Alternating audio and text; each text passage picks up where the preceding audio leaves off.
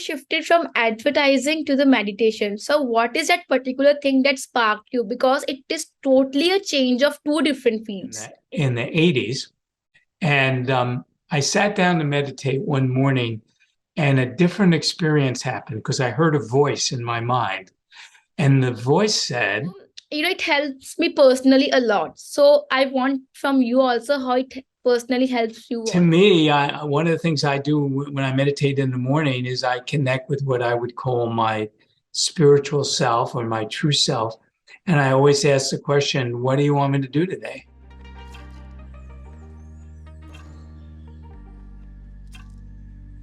Well, I'm Michael Rosenbaum, and I'm a transformational hypnotherapist, I call myself, and a spiritual life coach. And what I do is I help people who are struggling with anxiety or worry or stress. It's kind of something I specialize in to help them make a transformation using hypnotherapy, regression therapy, past life regression therapy, and so on, helping them uh, kind of transform and make a new self for themselves. Everybody brings in their history, and it's a way of of learning not have to do that and begin to really start fresh. But I also love to turn people on to who they are from a higher perspective, meaning your soul or your higher self, because that part of you looks at life completely differently than your ego does. So I have lots of processes to help people discover that. All of my processes, all the things I do with people are experiential based. So it's not talk therapy. It's more of a dialogue and you discovering and making changes. All I can do is help you facilitate a change. I can't make the change for you. And it's not an intellectual exercise. It's really a experiential exercise. To me, that's where change really happens. And that's the most valuable. Yes, I think you are the amazing person, and it's great to, bring something positive into someone's life. So, thank you for being a part of this show. Sure. Happy to. Happy to. So, can you tell us more about how your love of meditation led you to study alternative healing and eventually hypnotherapy? Right. So meditation, I guess it all started with meditation for me. So I've been meditating for well over 40 years, believe it or not. And I've done different kinds of meditations, but meditation kind of led me down the path of my journey. Before I got into this field, I was doing something completely different. I was in the advertising field as an art director. So kind of a creative person, but I felt the calling to want to help people and do something different. And so I wanted to study alternative healing. And that kind of came out of my meditation practices, where I had really interesting experiences as that began to deepen. And I had experiences where I began to get some guidance, and it kind of led me to first studying um, uh, energy healing. It's the first thing I studied, but I studied it with a woman called Barbara Brennan. She had a school, it was a 4-year school. And so I left my job. I started a mail order company to kind of support my family, and I began my study. And after I graduated to that 4-year program and began practicing that, I felt like something was missing because a lot of people block energy because of the emotional content in their life. And so I felt like I needed new tools. I needed to help them. So what I did was I looked around and I found this group that was based out of Seattle, Washington, but they went around the country teaching hypnotherapy. But it was a particular type of hypnotherapy, it was regression therapy. And regression therapy takes you back to the root cause of those blockages or how you put it together and gives you some tools to begin to shift them. So I thought that was the missing piece. So I went and did their 6-day basic course to learn how to do this, really loved it. Then I took their 2-year internship and really learned it in depth. And I liked it so much that I just made that my modality. And energy healing kind of went, I'm always working in somebody's energy field, but I used it kind of as a secondary thing. And that began that whole new journey. My teacher, who taught me the advanced hypnotherapy courses, I found out was very much into spirituality and was kind of amazing. And so I started following her and seeing what else she was teaching. So I took some of her other courses. And in 2006, she started her own spiritual school. She called it a mystery school. She's based in Chicago, so it was in Chicago. And I've been a part of that school ever since. We meet every year and we learn something new, amazing, amazing things. And we put it into practice every year. So in the last, I would say, 2 or 3 or so years, I began to introduce my clients to some of those practices to discover who they are as a spiritual being. And so that's kind of that's my dance. That's what I do with people. My ideal client is someone who's looking for help or stuck in some ego pattern, and also is interested in learning who they are as a spiritual being. And that's the person I'm best able to help on all levels. Wow, it seems that, while learning all these practices, you have made good friends also for life. Yeah, that's true. Oh, absolutely. Absolutely. In fact, I think that's really important for people, the environment that they're in. And so making friends or people that have similar points of view and so on, that's really powerful to supporting you. So with my spiritual school, I mean, we literally meet every week. We have a group, there's 3 of us, and we meditate together, we talk, we share, we meet another day, we have a little book club and we talk about spiritual things. I just think that's really important to keep things going, and to keep Yes. advancing. So you shifted from advertising to the meditation. So what is that particular thing that sparked you? Because it is totally a change of two different fields. So what attracts me about meditation? What happened in meditation?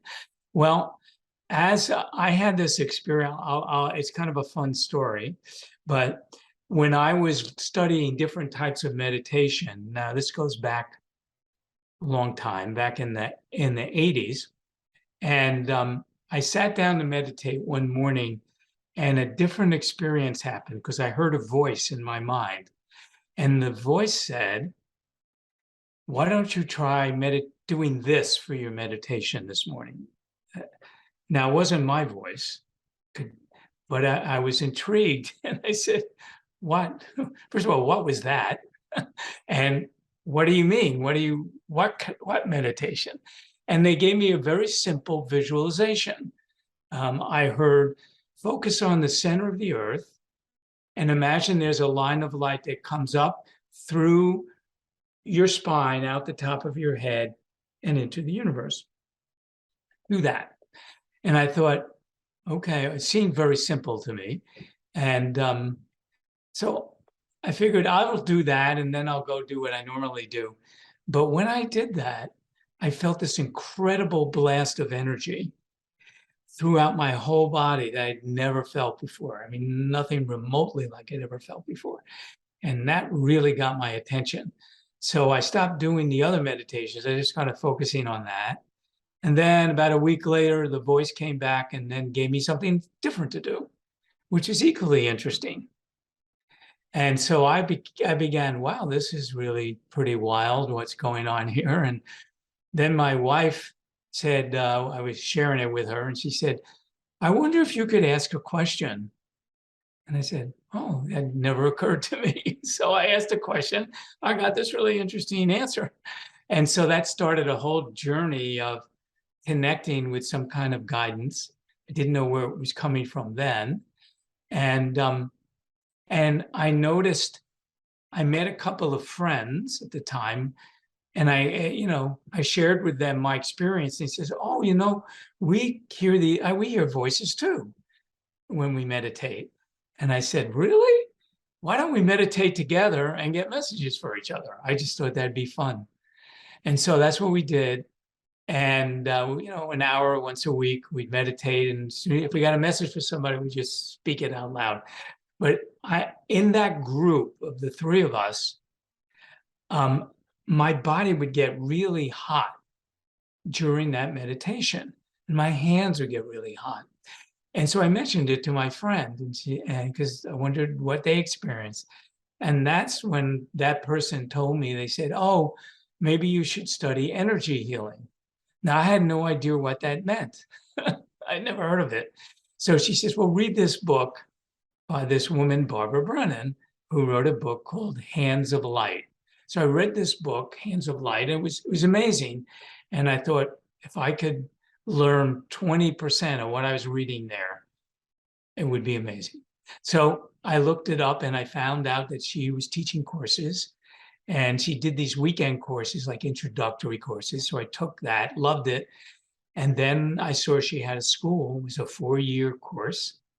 And I just made a life change. I just left my job, started a mail order company, and did that. But it was meditation that kind of led me, and it's still meditation that leads me there. So, for instance, I have a podcast where I talk about some of these messages that I get. Sometimes I do it with one of my spiritual group friends, and I'm actually in the process of writing a book. Oh. And it takes those, for the last couple of years, I've been getting really this interesting information. It's really for me to expand me. But when I shared it with some friends and stuff, they got something else out of it that I didn't get out of it. And one of my good friends who's already written a few books said, "Michael, you need to write a book." That's Yes. your book. Just take those downloads, which are just a paragraph or two, and then flesh them out and talk about them, and that each one could be a chapter in your book. I mean, Yes. I have about 100 of them. So anyway, I've just begun doing that, so I guess it'll be a little while before that comes out. But and I teach a free meditation class on Zoom, where it's a spiritual meditation to kind of connect with those higher selves, and it's free. And I do it every other week on a Monday evening at 8:30. I'm sorry, it's 7 p.m., but that's Eastern Standard Time. So anybody who's interested in that, just contact me and I'll send you a link. And it's a nice small group, and we have an experience together. Great. Even I do meditation from 3 a.m. till 7 a.m. And I have Wow. also, seen a lot of differences in my daily lives. I feel like I'm protected by the positive vibes who are always there with me. And even I also used to see all the visuals when I closed my eyes. So in Sanskrit language, because all the languages comes from Sanskrit only. So in Sanskrit language, we call it has a Brahm Gyan. And even, I also used to see all these visuals and feel protected by the positive energies and whatever is going to happen in the future, I always ready for that because I have seen about all these things in my mind. So there is a one dream which we see while sleeping, but the another thing is anubhav, which we see while sitting in the meditation when we are in our consciousness. So I also experience the same, so it's very relatable. So it helps me personally a lot. So I want from you also how it personally helps you also. Oh, well, in so many ways. That's fabulous that you meditate, you get up and you meditate early like that. And I'm a little familiar with, I'm a devotee of Yogananda and his Mhm. practices. So in his lessons, he talks about that kind of stuff. Well, I mean, it's, to me, one of the things I do when I meditate in the morning is I connect with what I would call my spiritual self or my true self. And I always ask the question, what do you want me to do today? And to me, it gives me like a broad guidance of what to focus on for the day. Meditation and my spiritual school has taught me how to make that the dominant part of my life, my soul, my spirit. So I just live from that place. I mean, that's the most important part to Mhm. me. The ego needs to just follow along with what the higher self has to say. So meditation is my direct plug-in to that higher self and all the different things that are available to me. And energetically, I can feel it in my body electrically. It helps my body stay healthy. Um, and it helps me, like with my clients, I'll often meditate and try to get some guidance about how I might want to do a session or how I might want to help them, Mhm. right? As you develop your spiritual consciousness through meditation, you become a lot more psychic Mhm. and able to pick things up. So the etheric field has all the information and energy in it. So I'll look into that when I'm with a client to kind of read what I think might be helpful for them. So it's really probably the most important thing in my life is that connection. Everything else comes out of that, and if I get stuck or I get triggered, I don't get that triggered anymore in my Mhm. life because I've worked through these things. But when I do, I can just reach into that part and step out of the ego consciousness into this higher self consciousness. The way my teacher, my spiritual teacher, talks about it, she says, well, when you get triggered or you get into that ego place, she says it's like living in the basement with a Mhm. lot of drama. And when you're in your higher self, it's like living in the penthouse. So Mhm. where do you want to live? You want to live in the basement or do you want to live in a penthouse? Yeah. So if you feel yourself going into the basement, then soon as you notice it, bring yourself up to the penthouse. And so once through meditation and that repetition and experiencing that becomes easier and easier for you to shift gears out of one place into a higher vibrational place. Yes. Even when I sit in the meditation, I feel that my soul is going upward and I feel so light. Yeah, right, right. Okay, so can you tell more about your certification in positive psychology and how it ties into your work as a hypnotherapist and spiritual practitioner? Okay, it's a great question. So I love to study. So I have well over 3,000 hours of training just because I love to learn stuff. And I noticed one of my friends had taken a course in positive psychology, and she said, "Oh, Michael, you should look into this." What I like about positive psychology is and I'm not a therapist, a traditional therapist. That actually never really appealed to me, although I'm very much a therapist to my clients. I'm helping them. But therapy looks at people that are really struggling and tries to get them up to normal so they can live in the world. But positive psychology looks at people that are really thriving and tries to get the average person to thriving. That really appealed to me. And positive psychology um, focuses on how the brain is mapped and how you can help somebody change how their brain is mapped and really make a permanent change. So all of that I thought fit into my hypnotherapy work because we're looking to make permanent changes. So I was curious to see what positive psychology had discovered through their testing about how to make those positive changes, how that dovetailed with what I did in hypnotherapy. So I studied for a year and got a certificate in positive psychology and learned all the things that they do to help access this inner part of the mind to remap the brain.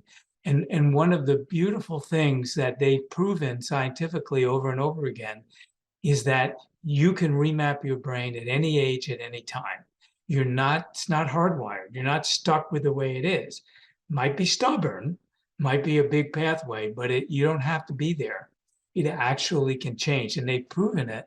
So I think that's such a positive message to my clients. Whatever's going on for them, it can change, and you can remap your brain. And so now I have all these new tools that I can help people make those permanent changes and empower them to continue doing it. So that's kind of how those things tied in for me. Got it. Great. I the teachings you have shared with me or with the audience, and the way you have explained the meditation concept and how it evolves with the soul, soul and then energy, it's amazing and extraordinary, and I'm sure it's going to help lot of people over there. And I will definitely mention all your contact details, your website or anything in the description box, so that audience can connect with you. So if you my last question to you is, if you had 5 minutes, what message you will give to the whole world? My message to the world is, first of all, we're all interconnected.